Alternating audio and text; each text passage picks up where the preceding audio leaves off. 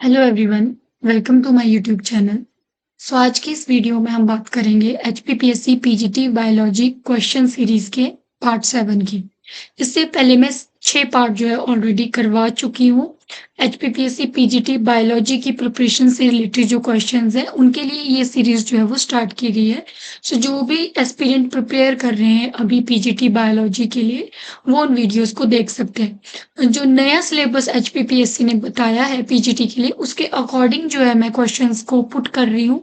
और जो previous paper हुए हैं एचपीपीएससी ने जो भी पेपर लिए हैं पहले बॉटनी जूलॉजी के सब्जेक्ट के, बायोलॉजी के सब्जेक्ट के, उनमें जो भी क्वेश्चंस थे उनको इंक्लूड करके जो है ये सीरीज बनाई गई है। होप सो ये सीरीज आपके जो प्रिपरेशन है उसको बूस्ट करेगी और आपकी हेल्प करेगी आपके एग्जाम की प्रिपरेशन में।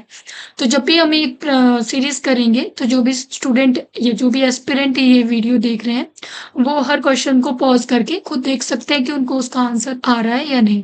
अगर नहीं आ रहा है तो वो उस टॉपिक के ऊपर फोकस कर सकते हैं, उस टॉपिक को दोबारा प्रिपेयर कर रहे हैं। बाकी अगर आप कर पा रहे हैं तो बहुत अच्छी बात है। ये आपको एक तरह से, क्योंकि आपका पेपर एमसीक्यू बेस्ड ही है, ऑब्जेक्टिव पेपर है, तो ऑब्जेक्टिव पेपर के लिए एक तरह से प्रिपेयर करेगा कि किस तरह के क्वेश्चंस जो हैं वो आ सकते हैं। First question is, what is the method used for establishing linear relationship between two variables? दो वेरिएबल्स के बीच का लीनियर रिलेशनशिप कौन सा मेथड जो है एस्टेब्लिश करता है? पहले जो पीजीटी का पेपर होता था उसमें इस तरह से, मतलब +1 +2 लेवल का ही पेपर पैटर्न रहता था, तो स्टैटिस्टिक्स से इस तरह से कोई क्वेश्चन नहीं आते थे, मेथड से, टेक्निक से। लेकिन इस बार जो है वो इंक्लूड किया गया है सिलेबस में, स्टैटिस्टिक्स का पोर्शन भी इंक्लूड किया गया है और टेक्निक्स को भी इंक्लूड किया गया है, इसलिए ये क्वेश्चन जो है आपके लिए इंपॉर्टेंट हो जाते हैं। यहाँ पे पूछा गया है कौन सा मेथड जो है वो linear relationship between two variables को एस्टेब्लिश करता है। इनमें से जो मेथड टू वेरिएबल्स के बीच का रिलेशनशिप बताता है वो दैट इज, उसको हम टी टेस्ट कहते हैं। दो वेरिएबल्स के बीच का लीनियर रिलेशनशिप बताने वाले टेस्ट को टी टेस्ट कहते हैं। अनोवा एनालिसिस ऑफ वेरिएंस होता है, काइस्कर टेस्ट अलग होता है, रिग्रेशन एनालिसिस भी नहीं। यहाँ पे टी टेस्ट जो होता है वो दो linear relationship between two variables को एस्टेब्लिश करता है। Next is, in human beings ABO blood group are example of. जो एबीओ ब्लड ग्रुप है हमारा, वो एग्जाम्पल होते हैं मल्टीपल एलिलिज्म के। मल्टीपल एलिलिज्म का एग्जाम्पल क्यों? क्योंकि एक ब्लड ग्रुप के लिए जिस तरह से हम एंटीजन एंटीबॉडी देखते हैं, तो इस तरह से जो है ए ब्लड ग्रुप के लिए इस तरह से दो इसमें जो है एलील्स प्रेजेंट होते हैं। ए की बात कर रही हूँ, बी की बात करूंगी तो बी में इस तरह से प्रेजेंट होंगे। ओ की बात करूंगी तो ओ में इस तरह से प्रेजेंट होंगे, जिसको हम ऐसे करके भी लिखते हैं। देखो, एक जीन को जो है अगर मतलब मल्टीपल एलील रिस्पॉन्सिबल है उस जीन के लिए, उसको मल्टीपल एलिलिज्म कहते हैं। इसलिए ब्लड ग्रुप जो है वो मल्टीपल एलिलिज्म का एग्जाम्पल है। Next is, in gynandromorph of drosophila one part of the body has XX chromosome. तो अदर पार्ट के पास कौन सा वाला होगा? कौन से में पूछे? गाइनेंड्रोम ऑफ ड्रोसोफिला के अंदर। अगर एक के पास XX है तो दूसरे के पास जो होता है XY हो जाता है। Then the nitrogenous base is link to deoxyribose through. जो डीएनए की स्ट्रक्चर होती है वहां पे नाइट्रोजनस बेस जो होते हैं वो डीऑक्सीराइबोज से किस बॉन्ड के थ्रू लिंक्ड होते हैं? That is an glycosidic bond के थ्रू लिंक्ड जो है ये होते हैं। आप जो क्वेश्चन को देखोगे आप पॉज करना, उसके बाद ही उसका जो है वो आंसर देखना, तभी आपको समझ आएगा कि आप किस तरह से जो है प्रिपरेशन कर रहे हैं अपने एग्जाम की। Next is the nerve cell in testis of mammals are. जो नर्व सेल्स होती है टेस्टिस ऑफ मैमल्स में, उनको हम क्या कहते हैं? दीज आर सर्टोली सेल्स जो है उनको कहा जाता है। Next is, Venus flower basket belongs to order. तो विनस फ्लावर बास्केट किसको कहते हैं? And that belongs to which order? कौन से एनिमल को कहते हैं और कौन से ऑर्डर को ये बिलोंग करता है? This belongs to the order hexactinellida. Venus flower basket जो है उस ऑर्गेनिज्म को कहते हैं। Next is, nervous tissue originates from. जो हमारी डर्मल लेयर्स होती है उनमें नर्वस टिश्यू कौन सी लेयर से जो है ऑरिजिनेट होता है? एक्टोडर्म से जो है वो नर्वस टिश्यू ऑरिजिनेट हुआ होता है। ये बहुत इंपॉर्टेंट क्वेश्चन बन जाता है। ऑरिजिनेशन मतलब कि कौन से पार्ट, कौन से वाली लेयर से ऑरिजिनेट हुआ है, एक्टोडर्म कौन सा है, मेसोडर्म कौन सा है, तो इस पे भी क्वेश्चन जो है वो बहुत बार बनता है। Next is, the centromere divide during meiosis. Meiosis की बात हो रही है, सेंट्रोमियर डिवाइड होने की बात हो रही है। ये जो होता है हमारा सेंट्रोमियर होता है जिसके ऊपर जो है सिस्टर क्रोमेटिड्स इस तरह से प्रेजेंट होती है। ये हमारा क्या है? सेंट्रोमियर है। तो अब हमसे पूछा है कि सेंट्रोमियर मियोसिस में कहाँ पे डिवाइड करता है? तो जब हमारा एनाफेज 1 होता है, एनाफेज 1 के अंदर जो होती है, वहाँ पे होमोलोगस क्रोमोसोम इस तरह से होता है, वहाँ पे सिर्फ और सिर्फ होमोलोगस क्रोमोसोम की सेपरेशन होती है डिफरेंट साइड के ऊपर। इस तरह से हमारे जो है वो डिफरेंट साइड्स के ऊपर सेल जो होता है वो होमोलोगस क्रोमोसोम को सेपरेट करता है। लेकिन जब बात होती है, ये हमारी बात है एनाफेज 1 की। लेकिन एनाफेज 2 के अंदर सिस्टर क्रोमेटिड्स जो होती है एक दूसरे से अलग हो जाती है। यहाँ पे जो होती है ये एक दूसरे से अलग हो जाती है और यहाँ पे जो है वो सेंट्रोमियर की सेपरेशन होती है। इस केस में जो है सेंट्रोमियर की सेपरेशन होती है। सेंट्रोमियर कहाँ पे डिवाइड कर रहा है? एनाफेज 2 के अंदर। अगर मियोसिस में पूछेंगे, माइटोसिस के अंदर एनाफेज ही रहता है, सो एनाफेज सीधा लिखेंगे, लेकिन मियोसिस में एनाफेज 2 में सेंट्रोमियर डिवाइड होगा, एनाफेज 1 में नहीं। Next question is do not wear teeths in. सो ये यहाँ पे मैमल से रिलेटेड क्वेश्चन पूछा गया है। मैमल्स के अंदर ही मेमोरी ग्लैंड्स होती हैं, तो कौन से ऑर्गेनिज्म में जो होती है मैमल्स की बात हो रही है तो टिट्स बियर नहीं करता है। So that is in case of Prototheria में जो है वो टिट्स प्रेजेंट नहीं होते। Next question is reporter gene commonly used in expression vector.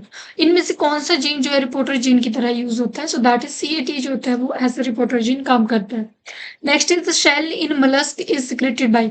mollusk का जो फाइलम है उसमें जो शेल होता है, जैसे स्नेल की हम बात करते हैं, स्नेल के अंदर जो जैसे शेल होता है तो वो किस चीज से बना होता है? सो दैट इज मेंटल का जो है वो पार्ट होता है।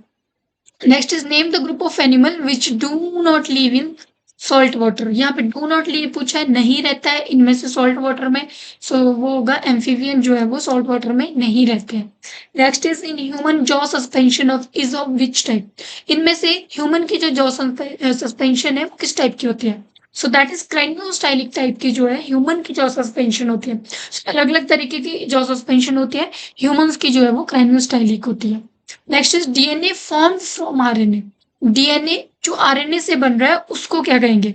उसको हम जो है कॉम्प्लीमेंट्री डीएनए कहेंगे। यहाँ पे ये जो है वो सी डीएनए होगा, ए डीएनए नहीं, सी डीएनए होगा। So that is the answer. Complementary DNA जो है वो DNA form from RNA is complementary DNA. Next is X is absent in. इनमें से किसमें एक्स इज एब्सेंट होता है? So that is in frog के किसमें एक्सिस जो है वो एब्सेंट होता है। Next question is during meiosis the lampbrush chromosome are seen at. So दो तरह के क्रोमोसोम होते हैं जिनको हम कहते हैं, एक को कहते हैं हम लैम्ब्रस क्रोमोसोम और दूसरों को पॉलिटिन जो क्रोमोसोम्स होते हैं उनको कहते हैं। सो लैम्ब्रस जो क्रोमोसोम है मियोसिस में कहाँ पे कौन से स्टेज पे जो है वो देखे जाते हैं? So that we can see net diplotene की जो स्टेज होती है उस स्टेज पे जो है हम देख सकते हैं लैम्ब्रस क्रोमोसोम्स को। Next is human population growth curve at present is eight which phase. Human population growth curve बोल रहे हैं कि अभी प्रेजेंट में कौन से फेज में? इनमें से स्टेशनरी, एक्सपोनेंशियल, लैग। सो इनमें से कौन से फेज में जो है वो है? So that is in exponential, यानी कंटिन्यूसली ग्रो करने वाले फेज में जो है वो अभी ह्यूमन पॉपुलेशन ग्रोथ कर्व है। Next question is scientist Ian Wilmut is known for. So ये साइंटिस्ट जो है किस चीज के लिए जाने जाते हैं? So that is known for the Dolly ship जो बनाई गई थी, शिप जो थी डॉली, उसके लिए नोन ये साइंटिस्ट है। Next is overlapping region between two ecosystem. दो इकोसिस्टम है इस तरह से मान लो, तो जो ओवरलैपिंग रीजन, ये वाला जो ओवरलैपिंग रीजन रहता है इसको क्या कहते हैं? दो कम्युनिटी है, मान लो अगर मैं प्लांट्स की बात करूं, इस वाली जगह पे पाइनस के पेड़ है और इस वाली जगह पे देवदार के पेड़ है, और एक जो रीजन है ओवरलैपिंग है, यानी कि यहाँ पे जो है वो पाइनस भी है और देवदार भी है। सो ये वाला रीजन दो इकोसिस्टम के बीच का, इसको हम क्या कहेंगे? सो उस रीजन को कहते हैं इकोटोन। इकोटोन उस रीजन को कहेंगे। अगर इस ऐसे क्वेश्चन आए कि इस फैक्ट को क्या कहते हैं, किस रीजन की वजह से वहां पे जो है इस तरह से जोन बनता है, so that is edge effect, और ट्रांजिशन जोन भी इसको कहते हैं। Next is two or more codons coding for one amino acid. दो से ज्यादा कोडोन्स एक अमीनो एसिड के लिए अगर कोड कर रहे हैं तो उसको हम क्या कहेंगे? That is degeneracy of codon. दो से ज्यादा अगर कोडोन एक ही अमीनो एसिड के लिए कोड कर रहे हैं, सो दैट इज डीजेनरेसी। ये आप ध्यान रखना। Next is in which of the following groups of plants leaf performs dual function of photosynthesis and reproduction.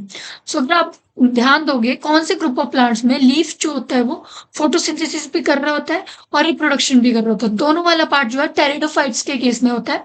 Pteridophyte की स्ट्रक्चर जब हम पढ़ते हैं या फिर कभी आप टेरिडोफाइट की फर्न्स देखो, इस तरह से मान लो फर्न है टेरिडोफाइट की, आपके पास इस तरह से उसके लीव्स हैं, इस तरह से आपके पास, तो आप वहां पे देखोगे उसकी बैक वाली साइड पे स्पोर प्रेजेंट होते हैं यहाँ पे इस तरह से, या स्पोरेंजियम हम कहते हैं। सो स्पोरेंजियम वियरिंग स्ट्रक्चर यानी स्पोरोफिल जो होते हैं इसके लीफ होते हैं। ये जो लीफ होते हैं इनको हम कहते हैं स्पोरोफिल। सो किसकी बात हो रही है? फर्न्स के केस में ये बात हो रही है, फर्न्स की। इस तरह से हमारे पास फर्न्स होती हैं अगर आप अपोजिट साइड में देखते हो तो। सो फर्न्स के केस में इनको स्पोरोफिल कहते हैं यानी स्पोरेंजियम वियरिंग लीव्स। सो ये जो होता है वो टेरिडोफाइट के केस में होता है, बाकी केस में नहीं होता। एंजियोस्पर्म का आपने लीफ तो देखा ही, लीफ में कई स्पोर वाली स्ट्रक्चर नहीं होती है, उनके पास फ्लावर होता है। जिम्नोस्पर्म की बात करूं उनके पास कोन होता है जिसके अंदर स्पोरेंजियम होते हैं। ब्रायोफाइटा की बात करें, ब्रायोफाइटा में भी जो है थे इस तरह से कोई लीफ जो होती है वो स्ट्रक्चर फॉर्म नहीं करती है, वहां पे भी कैप्सूल बनते हैं। सो ये सिर्फ और सिर्फ टेरिडोफाइट का जो है वो फीचर है। Next is nerve cells are found in which of the following. So कौन से जो प्लांट में नर्व सेल्स होती हैं? सो दैट इज इन स्पैरोकार्पस के केस में जो है वो हमारे पास नर्व सेल्स होते हैं। Next question is true elaters are absent पूछा गया है। सो हमारे पास ब्रायोफाइटा जो होता है वो ब्रायोफाइटा 3 पार्ट में डिवाइडेड होते हैं मेनली। उनकी जो डिवीजन होता है लीवर वॉर्ड्स होते हैं, हॉर्न वॉर्ड्स होते हैं और इनको हम मॉसिस कहते हैं। सो जब मॉसिस वाला जो फेज होता है उसको हम ब्रायोप्सिडा भी कहते हैं, इसको हम एंथोसिरोप्सिडा कहते हैं।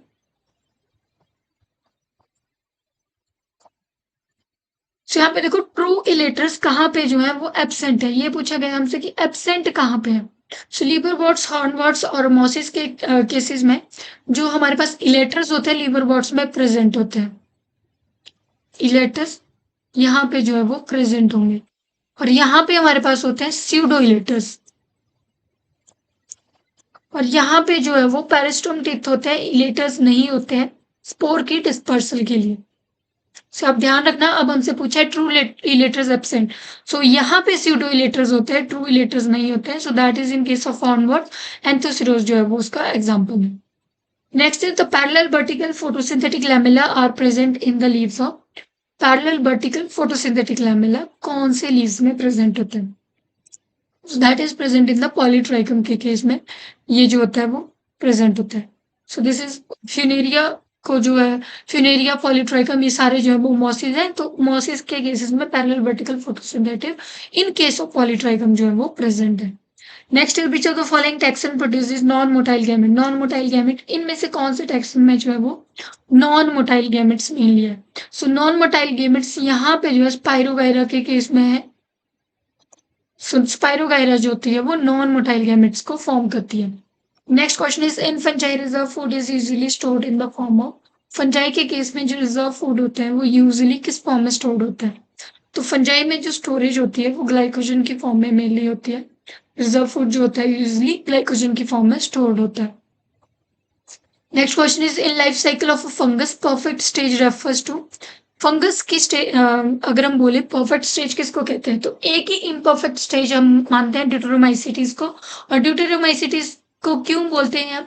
क्योंकि उनमें जो है सेक्सुअल जो स्टेज होती है वो एब्सेंट होती है, इसलिए ड्यूटेरोमाइसिटीज जो होती है वो इम्परफेक्ट फंगस जो है हम मानते हैं उस ग्रुप को। सो जो सेक्सुअली रिप्रोड्यूसिंग स्टेज है that is a perfect stage in case of fungus. Next is the fruiting body of Aspergillus. Fruiting body है एस्परजिलस, एस्कोमाइसिटीज के केस में मेनली जो है वो फ्रूटिंग बॉडी बनती है। और अलग अलग जो एग्जाम्पल है यहाँ पे अलग अलग तरह की फ्रूटिंग बॉडी होती है, जैसे एपोथीशियम हो गया, एपोथीशियम होती है कप शेप फ्रूटिंग बॉडी है। पेरिथीशियम यहाँ पे हो गया, फ्लास्क शेप जो है फ्रूटिंग बॉडी है। क्लिस्टोथीशियम हो गया, क्लोज्ड जो है वो फ्रूटिंग बॉडी है। हाइपोथोटियम स्लिट होता है उसमें एक तरह से जो हमारे पास फ्रूटिंग बॉडी होती है। तो एस्परजिलस में पूछा गया है कि कौन सी होती है, तो एस्परजिलस में क्लोज्ड जो होती है वो फ्रूटिंग बॉडी होती है। सो ये भी बहुत इंपॉर्टेंट क्वेश्चन है फंगस का। मेनली जो हमारी एस्कोमाइसिटीज़ है, उनमें जो होती है वो फ्रूटिंग बॉडी बनती है। इस तरह से हमारा एस्कस होता है और इस तरह से एस्कोस्पोर्स प्रेज़ेंट होते हैं और डिफरेंट एस्कस मिल करके जो है वो हमारी फ्रूटिंग बॉडी को फ़ॉर्म करते हैं। Next question is fungi produces usually 8 spores in a sac-like structure belong to. So ये मैंने वही बताया कि sac-like structure में अगर usually 8 spores होते हैं तो वो ascomycetes को ही belong करता है। इस तरह से sac-like structure होती है, उसके अंदर जो होती है वो spores होते हैं ascomycetes में। Basidiomycetes में इस तरह से बाहर जो है वो outer side में इस तरह से spore की formation होती है। Basidium में basidium के ऊपर outer side में जो है वो एक्सोजीनियसली जो है वो स्पोर की फॉर्मेशन होती है। Then next is powdery mildew causing pathogen belongs to the order. Powdery mildew जो होते हैं वो जो पैथोजन कॉज करते हैं वो कौन से ऑर्डर को बिलोंग करते हैं? So that belongs to the Erysiphales जो ऑर्डर होता है उसको जो है बिलोंग करता है पाउडरी मिल्ड्यू कॉज करने वाले पैथोजन। सो ये भी एस्कस जो ग्रुप उसको बिलोंग करता है, एस्कोमाइसिटीज को, सैक फंजाई को बिलोंग करता है। Next is genetic material of tobacco mosaic virus. बहुत ही कॉमन क्वेश्चन है। टीएमबी का जो जेनेटिक मटेरियल है वो सिंगल स्ट्रैंडेड आरएनए होता है। मोस्ट ऑफ द जो प्लांट के वायरस होते हैं उनका जो जेनेटिक मटेरियल होता है वो सिंगल स्ट्रैंडेड आरएनए होता है। कुछ एक्सेप्शन होती है जिनके अंदर डबल स्ट्रैंडेड है, जैसे कॉलीफ्लावर मोज़ेक वायरस के अंदर जो है वो डबल स्ट्रैंडेड है डीएनए। ठीक है, तो इस तरह से जेनेटिक मटेरियल ऑफ टीएमबी हमेशा सिंगल स्ट्रैंडेड आरएनए ही है। Next is exchange of genetic material in bacteria through conjugation was proved bye.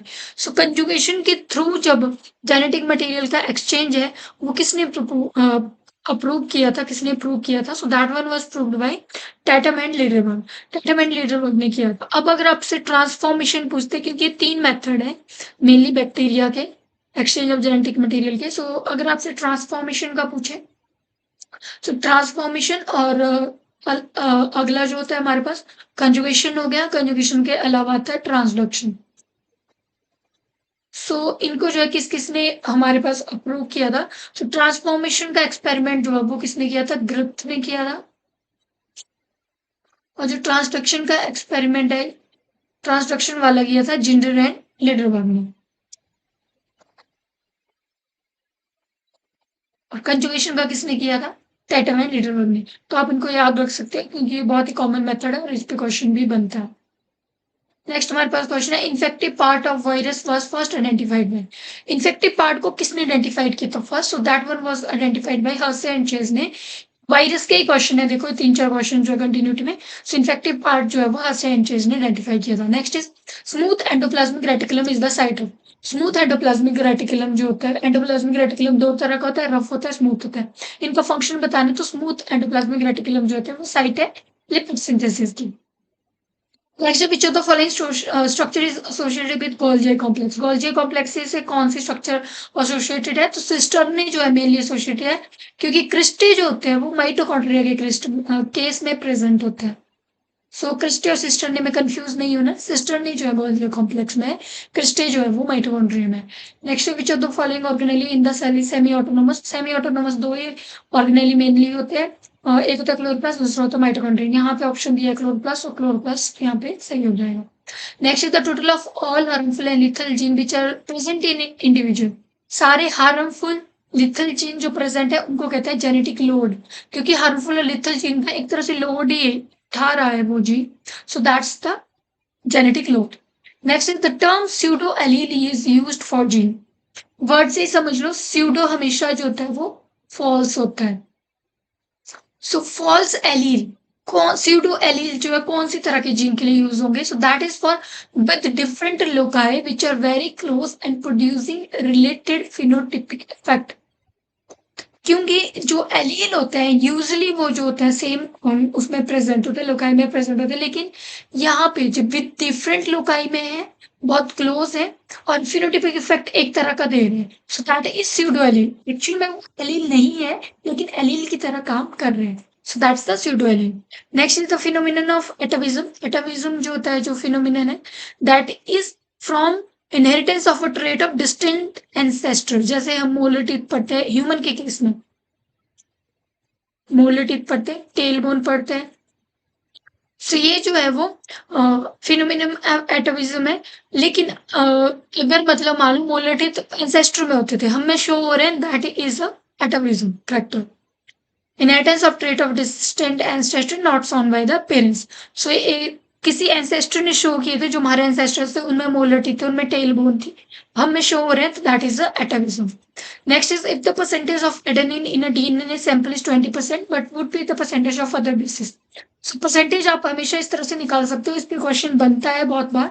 सो देखो, एडेनिन जो होता है किसके साथ पेयरिंग करता है मेनली? एडेनिन पेयरिंग करता है थाइमिन के साथ। एडेनिन बॉन्ड फॉर्म करता है थाइमिन के साथ double bond. Cytosine bond form करता है गवानिन के साथ, साइटोसिन गवानिन ट्रिपल बॉन्ड। अब जितना एडेनिन होगा उतना थाइमिन होगा, जितना साइटोसिन होगा उतना गवानिन होगा। अब देखो यहाँ पे किसकी दे रखी है, एडेनिन की, तो थाइमिन की 20% होनी चाहिए। यहाँ पे 20 कहाँ पे है? फर्स्ट और फोर्थ में। ये दोनों नहीं हो सकते, सेकंड और थर्ड नहीं होंगे। और देखो फर्स्ट और फोर्थ में जो है वो 20% है। अब मैंने बोला कि गवानिन और साइटोसिन में भी इक्वल होगा, इक्वल कहाँ पे है? यहाँ पे है नहीं, यहाँ पे जो है इक्वल दे रखा है, सो फोर्थ इसका आंसर हो जाएगा। इस तरह से आप निकाल सकते हो। आपको पता है एडेनिन थाइमिन का बराबर होता है, साइटोसिन गवानिन का बराबर होता है, उस तरह से आपका आंसर जो है वो आ जाएगा। सो ये हमारे पास 40 क्वेश्चंस थे जो हमने इस वीडियो में कवर किए। नेक्स्ट वीडियो में फिर से लेके आऊंगी जिसमें कुछ और क्वेश्चंस को डिस्कस करेंगे। होप सो ये जो क्वेश्चंस हैं वो आपकी हेल्प करें, आप जो भी पीजीटी की प्रिपरेशन कर रहे हैं उनके लिए हेल्पफुल हो, क्योंकि जो पैटर्न है वो अभी इसी तरह के, इसी तरह के क्वेश्चंस जो हैं वो पूछे जा सकते हैं। सो मैंने कोशिश की है कि उसी पैटर्न में, उसी जो सिलेबस है उसमें से जो है क्वेश्चंस को कवर करूं, और जो आपके लिए हेल्पफुल हो, और एक तरह से आपकी प्रिपरेशन भी हो जाएगी। एमसीक्यू क्वेश्चन जितना सॉल्व करोगे उतना आपके लिए अच्छा रहेगा। होप सो ये वीडियो आपके लिए हेल्पफुल हो। Thank you so much.